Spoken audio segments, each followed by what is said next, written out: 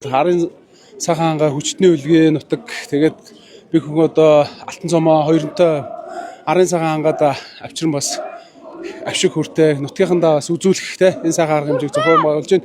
Хатан International багаасаа энэ жил сайхан алтан цомыг 2 дахь удаага өргөсөндөө бид бүхэн маш их баяртай байна. Тэгээд сайхан ард түмэнтэйгээ уулзаад сайхан зураг хөргөд харуулад бас сэтгэл сайхан хөөрөн болгоулынхаа үрт сайхан байна. Шинжилсэн хэлбэр бас багийн энэ барилдаанууд оруулж ирж байгаа нь Монголын үндэсний бүхий холбоо алтан цомыг бас зохион байгуулж ирснээс хойш манай баг одоо үргэлж одоо 3 жил пеналд үлдлээ. Дээрээс нь 2 дахь алтан цомоо үргэлөө. Тэгээ манай бүгчүүд маань бүгд эвтэй хүчтэй байж тэгээд энэ жилийн хувьд бол онцлог зүйл бол одоо багш шавийн одоо нэг нэгэндээ итгэл хамгийн чухал байлаа.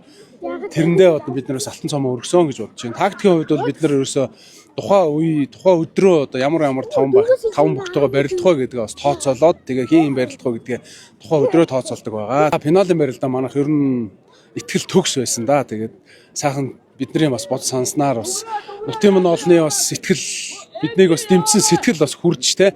Монголчууд маань бүгд бас манай багийг бас дэмжсэн сайхан түмэндээ бүгдэнд нь бас энэ сайхан авахд бас хэрэг болсон шүү. Тэгээ бид нар бас итгэлтэй байж пеналын барилдаандаа бас итгэл төгс сайхан барилдаж алтан цомоо өргөсөө.